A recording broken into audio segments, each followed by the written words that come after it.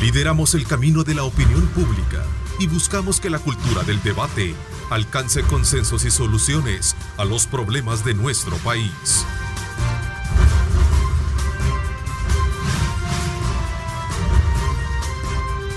Diálogo con Ernesto López. Miércoles 7 de agosto de 2019, ¿cómo están? Un placer enorme saludarles a ustedes, gracias por sintonizarnos. Hoy me acompañan la voz de la nueva generación en una edición especial, precisamente en Diálogo con Ernesto López, en la que vamos a tratar varios temas de país. Saludo cordialmente a Isaac Ortega, emprendedor social. Gracias, ¿cómo estás, Isaac? Bienvenido. Muy bien, gracias Ernesto por la oportunidad nuevamente de poder compartir con tan excelente panel. Gracias. También saludo a Leonor Selva, experta en política pública. Gracias por acompañarnos. Buenos días, Ernesto, y buenos días a toda la teleaudiencia que ya madrugamos nuevamente. Tania Pastor, también abogada de la República. Gracias por acompañarnos. Gracias, Ernesto, por la invitación y buenos días a toda la teleaudiencia de Megavisión, compañeros panelistas. Bueno, en su momento se integra Henry Flores, vicepresidente de Red de Jóvenes en el Exterior, con quien vamos desde luego también a compartir la experiencia de esos temas que sin duda alguna vamos a colocar y arrancar esta semana. Pero antes, bueno, se concluye el periodo vacacional, hay cifras desde luego en varios sentidos, producto de lo que fue el periodo vacacional, como también de lamentablemente todavía de lo que puede verse de delincuencia hoy en día, aunque las autoridades han dicho de que se tiene una disminución de homicidios bastante considerable. ¿Cuál es la lectura que tienen ustedes con relación a este periodo vacacional, Henry, Isaac? Pues yo creo que la población siempre está expectante de lo que está pasando. Creo que hemos tenido buenos resultados estas últimas semanas, no solamente este periodo vacacional, sino que durante todos los días. Siempre yo sigo diciendo que todavía hay que esperar a que esto termine de madurar, que el plan control de verdad termine de dar efecto. Me parece un poquito rápido la forma como vamos transicionando de una fase a otra. Los resultados todavía no se pueden como degustar bien para poder saber qué está pasando, pero es bueno que en unas vacaciones, en un tiempo vacacional, pues terminemos con números que posiblemente no habíamos visto en muchos años, según las cifras que nos están mostrando. Creo que este periodo vacacional prueba que estamos lidiando con un fenómeno de largo plazo, que aunque celebramos días de 0 homicidios, de 2 homicidios, y que esos son días por los que hay que agradecer como salvadoreños, creo que estamos lidiando con un problema que hemos tenido por lo menos las últimas 2 décadas, y que esto es algo que no va a tener una solución de 1 mes y de 2 meses. Y que de nuevo el gran reto es la sostenibilidad de estas medidas, y estoy de acuerdo con Isaac en cómo se articulan las distintas fases que se han anunciado para darle sostenibilidad y para que sean realmente efectivas y duraderas. Sí, de hecho solo hay alrededor de 3 homicidios, al menos la estadística es lo que refleja, ¿no? Sí, entiendo, aunque en las vacaciones hubieron días con 9, 7, creo que ahí lo único que yo haría el llamado es que se mantenga un reporte de estadísticas confiable y continuo, que no separe la divulgación de las estadísticas cuando conviene o no, pero creo que igual el resultado sigue siendo positivo en comparación con lo que teníamos antes. Es cierto que no se va a lograr todo el resultado que se espera en un par de meses, porque esto es un proyecto a largo plazo, es un proyecto incluso que va a trascender el quinquenio del presidente Bukele, pero estamos precisamente en un buen inicio de muestra de voluntad de querer hacer las cosas bien, y la mayoría de la población lo aprueba, y eso es lo más importante, que estamos ante un presidente que por primera vez la población percibe que está trabajando para la gente. Los planes que está ejecutando el presidente Nayib Bukele y este gobierno están funcionando, y prueba de ello es que los índices de homicidios han bajado considerablemente luego que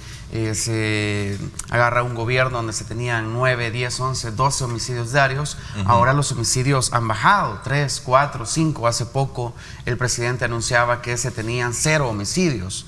Hubo un día que se tuvo un homicidio, pero se contabilizó uno que había sido osamentas, sí, fueron osamentas, creo. Sí, fueron osamentas. Claro, había otro donde se contabilizó un homicidio, pero en realidad esta persona había Fallecido. Por Esta muerte persona natural. había fallecido, había sido asesinado anteriormente. Ok. Había sido... Días antes. Un Días día antes, sí. había sido... En otro momento. En otro momento había sido baleado. Lo que te quiero decir es que los planes sí han funcionado. Ahora estamos con el plan, se está con el plan control territorial fase 3, que tiene un costo, según lo han mencionado las autoridades, de $210 millones, los cuales están incluidos en el monto de los 575 millones que se están solicitando a la Asamblea Legislativa para su aprobación. Creo que es importante que la población esté consciente que este no solamente es un trabajo del gobierno, no es solo un trabajo de las instituciones públicas y de las fuerzas de seguridad, sino que tiene que ver con lo que están haciendo desde la comunidad. Y te digo esto porque nosotros estamos viendo funcionarios que están llegando al territorio. Ayer veíamos a un grupo de funcionarios llegar a San Juan Opico, sí. y la gente está diciendo: esto es lo que nos está pasando en el territorio. Es decir, por primera vez vemos al gobierno y vemos a la población que están participando y están venciendo el miedo, porque ojo, no es fácil que la población empiece a interactuar y decir: ahí viven los homicidas, ahí viven los asesinos, los delincuentes. Ahí viven los delincuentes. Creo que se requiere de mucho valor. Yo creo que es sumamente importante que ese ejemplo de ese cambio social que queremos todos para nuestro país tiene que comenzar desde la figura, desde el primer ciudadano, ¿verdad? Que es el presidente. En este caso, por lo menos, yo recuerdo en el tiempo del expresidente Funes que se vivió un ambiente bien tenso, un ambiente constantemente negativo, en donde ya sabíamos que todos los días iba a haber un problema o iba a haber un choque, en donde todos los simpatizantes de X partido con otro partido íbamos a tener conflictos. Tanto la sociedad como los partidos, como los personajes que influyen en esto. Entonces yo creo que también es de... No solamente de decir las pandillas y la sociedad, sino que también el presidente en función, ¿verdad? Cualquiera que sea, tiene que empezar desde que comienza su periodo, debe de comenzar a esa reconstrucción de ese tejido social que tan dañado está en este país. Y no lo vamos a hacer llevando a revanchismo, llevando problemas políticos, llevando resentimiento social, llevando diferentes problemas personales al ámbito político. Yo creo que es un momento en donde necesitamos líderes que de verdad quieran impactar en la sociedad para que este índice de violencia que hemos tenido histórico pues empiece a cambiar. Evidentemente se debe de también trabajar en este esfuerzo. Y en ese sentido la Asamblea Legislativa ha propuesto una ley para el tema de desaparecidos que se está discutiendo y en donde se le ha pedido opinión a varias instituciones. La misma Fiscalía General de la República abrió una unidad para ver este tema de desaparecidos de una manera más expedita. Creo yo que es importante ver todos estos elementos, no solo reconocer que se ha bajado en el tema de homicidios.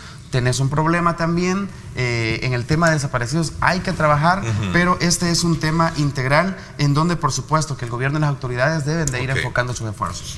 Yo creo que la gran advertencia en el tema de las estadísticas es que, de nuevo, este gobierno no cometa el error que administraciones pasadas han cometido, que es de usar las estadísticas como un instrumento político, y peor aún, de que llega un momento en el que por usar las estadísticas como un instrumento político llegan a creerse su propio discurso político y se desapegan de la realidad que está viviendo la gente en las comunidades. La seguridad es algo que la gente palpa. El principal indicador de seguridad, más allá de las estadísticas de delitos, es la sensación de seguridad que percibe la ciudadanía. Ese es un indicador que se usa, es qué tan seguro se siente usted en su comunidad. Entonces, en el momento en el que un gobierno se empieza a autoengañar, manipulando o ignorando ciertas estadísticas, creo que empieza a sabotearse el mismo. Y fíjate que yo ese tema de la percepción de la población lo voy a decir con mucha propiedad.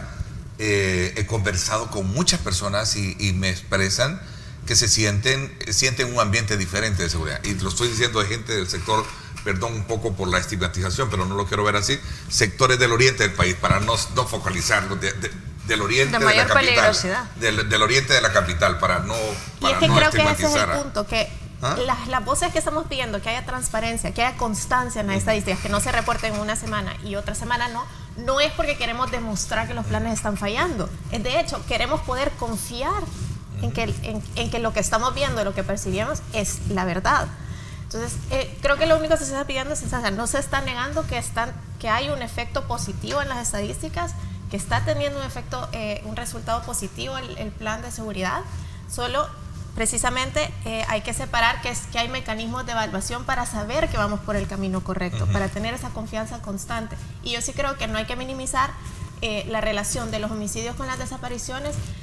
Primero porque las desapariciones son un fenómeno que a las familias que las golpea, a veces las golpean más que un homicidio. O sea, yo conozco personas, madres que tienen hijos desaparecidos y la angustia que sienten, o sea, llega un punto en el que te dicen, ya solo quisiera saber si está fallecido o no. Entonces, primero, las desapariciones son un calvario para las familias y claro. son un crimen casi igual de dañino que una muerte. Y segundo, sí hay una correlación entre homicidios y desapariciones por el mismo fenómeno y la conducta que tienen las pandillas.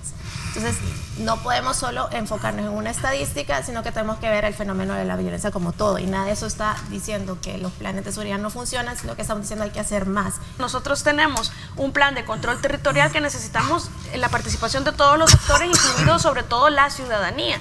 Pero esto pasa por los 3 órganos del Estado y el Ministerio Público completo. Y cuando hablo del Ministerio Público estoy hablando de un fiscal general de la República que empiece a ponerle freno a tanta corrupción que tenemos en el país, que es lo que más nos está dañando y que es lo que precisamente nos tiene pidiendo a gritos una sí en El Salvador, porque hemos demostrado ser incapaces de luchar o de siquiera intentar combatir la corrupción en El Salvador. Se ha sido tan permisivo con el tema de la corrupción que estos millones, haríamos nosotros mejor un llamado al fiscal general de la República, porque muy bien, aplaudimos la creación de la unidad especializada de desaparecidos, pero mejor creemos una unidad especializada de recuperación de dineros defraudados por temas de corrupción. Ha habido un desacato de parte de la Asamblea Legislativa de los lineamientos que ya se han trazado y que son victorias de la ciudadanía sobre la idoneidad, sobre elegir personas que tengan la capacidad, la honradez, los méritos de carácter y académicos o profesionales para ejercer el cargo. Cuando uno ve las entrevistas que hicieron los diputados, la verdad que ahí es pena ajena. Primero es un show y primero es pena ajena porque un entrevistador haciendo preguntas básicas que ni él entiende, no va a saber evaluar la respuesta adecuada. Y las personas tampoco dando respuestas que den muchas luces. Pero conocen el código electoral. Sí, eso es importante.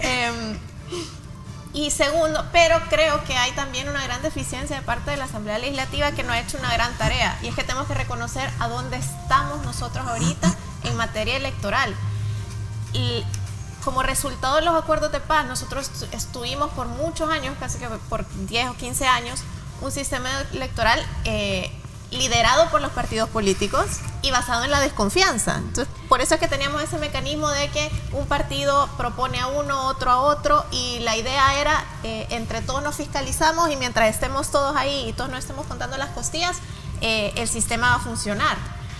Pero Leonardo, pero ahora ellos se protegen. Pero, sí. Precisamente, exactamente, la ciudadanía empezó a observar que lejos de actuar como competidores en una carrera limpia, empezó a existir una especie de colusión en detrimento de la ciudadanía. Entonces, ¿qué pasó? A golpe de sentencia de la Sala de lo Constitucional, la ciudadanía empezó a empujar para movernos de ese sistema basado pero en de la sala anterior. De la sala anterior, sí. Hay que aclararlo. Basado en ese sistema a uno más ciudadano, en el que el tribunal representara más a la ciudadanía y fuera la ciudadanía fiscalizando. Creo que ha habido una tarea pendiente en que han habido un montón de reformas que por haber sido a golpe de sentencia son pedacitos y son parches. Pero hay que incorporarlas a la ley. Exacto. Y la Asamblea Legislativa no ha hecho una tarea de realmente hacer, es primero escuchar a la ciudadanía en cuanto a que ya no quiere responder al sistema antiguo, esa lógica de que los partidos son los que lideren el sistema electoral. Pero segundo, no solo ha ido haciendo lo que lo obliga, lo que la Sala de lo Constitucional anterior lo obligaba a hacer, y de mala gana. Pero y ni en, eso y en ha hecho algunos ahora. casos, y en algunos casos hasta quiere retroceder. Sí. Y cuando en realidad la tarea que tiene que hacer es diseñar un sistema electoral para el nuevo siglo, para la nueva generación y para las nuevas exigencias ciudadanas. No sé si tienen, bueno, estoy casi segura que no tienen la voluntad, no sé si tienen la capacidad. Pero es que eso en realidad técnica. pasa por una reforma constitucional. Ahí no les podemos nosotros atribuir toda la responsabilidad a los partidos políticos, porque nuestro sistema democrático, republicano y representativo está Pero diseñado de una forma. pero la Asamblea puede hacer Sí, reformas pero para constitucionales, la ha hecho. Lo que no ha En hecho. la Constitución necesitamos muchas reformas, Sí. y esta es quizás de las principales, porque en realidad hay un poder que se le otorga a los partidos políticos, que los partidos políticos son herramientas mal utilizadas por nuestros políticos, y esto es lo que nos tiene actualmente como estamos, abusando de todas las legislaciones en beneficio de unos grupos pequeños de poder económico o de poder político. Pero es esa situación, es que en la Constitución está diseñado de esa manera. Pero estoy hablando de que hay personas electas que sí fueron ya condenadas en la Procuraduría de Derechos Humanos. Es decir, ¿dónde está entonces la Notoriedad. Ajá, la moralidad notoria? O sea, pero desde el momento que estás todo siendo eso. acusado por algo y tenés una Y ya fuiste una tacha, condenado, ya- fuiste de- condenado. debería de haber un mejor Sí, candidato. es decir, ahí esto ya no es ni siquiera una burla para el pueblo, esto ya es como, miren, Vamos ustedes a hacer me lo que nos da la vamos a hacer gana y lo que nos- punto. exacto. Entonces, esto es lo que nosotros tenemos que cambiar en el 2021, señores, para afuera. No lo vamos a poder sacar todos, pero hay que comenzar, porque de la depuración que se comience a hacer en la Asamblea, continúa la depuración en todo lo demás. Por un lado las críticas, pero por otro lado también el reconocimiento a la labor que muchos de estos funcionarios que han sido electos tienen. Habría que dejar el tiempo, el beneficio de la duda, para que ellos trabajen y puedan de alguna manera también demostrar todo lo contrario a lo que en su momento se les dice. Tienen la palabra los cuatro, Evidentemente, ¿eh? Ernesto y compañeros, ha habido una repartición de cuotas en el Tribunal Supremo Electoral. Es claro que hay cierto temor de cara a las elecciones del año 2021, en donde los partidos tradicionales, en este caso Arena y el FMLN, se han repartido sus representantes dentro del Tribunal Supremo Electoral. No debería de ser así. Hay organizaciones como FUSADES, Acción Ciudadana, el Centro de Estudios Jurídicos, que han cuestionado este proceso de elección y han advertido incluso de potenciales demandas ante la Sala de lo Constitucional de la Corte Suprema de Justicia. A mí me parece curioso el hecho de que todavía, a pesar de varias y constantes críticas, Julio Olivo, quien fuera presidente del Tribunal Supremo Electoral, siga ahí en el Tribunal Supremo Electoral, evidentemente con claros vínculos con el partido FMLN. Tenemos que caer en el problema de que nos olvidemos de todo lo que está pasando, porque es el problema que hemos tenido durante los últimos años, de que se nos olvida lo que los diputados, la clase política le ha hecho semejante daño a este país. O sea, ya vamos a hablar, me imagino, sobre el prófugo, ¿verdad? Pero eso es culpa de también que se le dio la oportunidad a un partido político que le endulzó el oído a la población y que al final venían persiguiendo sus propios fines. ¿Cuál es el análisis que ustedes tienen a esta situación de la nacionalización que ha tenido el expresidente de El Salvador, Mauricio Funes, que se supone estaba asilado en Nicaragua, y que obviamente esto ha traído consigo una serie de cuestionamientos? Por un lado, medios nicaragüenses sostienen que esto es ilegal. En el país hay una serie de pronunciamientos, incluso de reacciones del presidente Bukele, que han sido bastante categóricas. El vicepresidente, lo leí anteriormente, Félix Ulloa, decía que pese a esta situación, pues él cree que el exmandatario aún puede ser extraditado. ¿Cuál es el análisis, el debate que puede tener esta mesa de ustedes frente a este tema? Pues honestamente no tengo otra palabra para describir las acciones del expresidente Funes más que una vivianada. Y todavía me parece mucho más ofensivo y patético que haga alarde de esta vivianada en redes sociales, pretendiendo enmascarar esto como que él es más astuto que las autoridades. No, que el mismo presidente. Él lo dijo, que el presidente Bukele dijo. Sí, así no lo sé si dijo, tengo este Twitter. Ya lo vamos a buscar. Me parece francamente patético que un expresidente de un país esté tomando estas acciones con tal de no dar la cara frente a la nación a la que juró representar. Pero más allá de eso, creo que hay dos acciones que hacer. Por una parte, creo que Nicaragua tiene su propia lucha, la ciudadanía nicaragüense tiene su propia lucha, es un contexto de mucha convulsión política, donde el gobierno nicaragüense está en una posición bastante frágil, y creo que ellos también tienen que agotar sus vías para determinar si hay alguna ilegalidad en las actuaciones que hicieron la declaratoria. Creo que al margen de si para el sistema jurídico nicaragüense esta nacionalización fue legal o ilegal, el gobierno de El Salvador tiene la responsabilidad de mantener su postura, primero de mantener la articulación con las instituciones de seguridad pública, de seguridad internacional como la Interpol, para continuar estos esfuerzos de capturarlo él. Si él sale de Nicaragua, él todavía puede ser extraditado, por ejemplo, si él es capturado fuera del territorio nicaragüense. Segundo, creo que a nivel diplomático se tiene que mantener la postura de que él no es un asilado, no es un nacional, sino que es un prófugo de la justicia salvadoreña. Esto no estaba fácil nunca, pues, ¿verdad?, de extraditarlo. Obviamente vemos las condiciones del gobierno nicaragüense, yo creo que todos estamos un poco empapados de esa situación, y vemos que ellos tienen sus propios problemas, sus propias situaciones, y que para ellos pues le están haciendo un favor, y ellos mismos se están haciendo un favor teniendo personas que les puedan ayudar, que les puedan permitir pues tener este tipo de situaciones, y que a la larga pues el presidente Ortega, que no tiene nada que ver conmigo, ¿verdad?, tiene este tipo de situaciones en donde ni siquiera su propio gobierno lo puede controlar, sí. Y tiene mucha gente que está ahí ya protegida, que de otros países también tienen casos donde han sido señalados de corrupción, de ladrón. Es un diablo, ¿verdad? Porque ha actuado satánicamente, utilizando no solamente al Estado salvadoreño, robándose millones y millones de dólares, sino que ahora utilizando los recursos públicos de los nicaragüenses, porque literalmente los nicaragüenses le están pagando cerca de $3,000, le están pagando a sus hijos, a todo su círculo familiar. Yo sí quería destacar que, bueno, lo que decía Isaac, si el presidente Bukele sí se ha pronunciado en el caso del presidente Saca, incluso hubo un delito por el que Saca había quedado absuelto, y el presidente en Twitter inmediatamente, el presidente Bukele en Twitter inmediatamente dijo: por eso es que necesitamos las CIES. Recuerden lo más importante, amar a Dios sobre todas las cosas. Vamos el camino de la opinión pública y buscamos que la cultura del debate alcance consensos y soluciones a los problemas de nuestro país.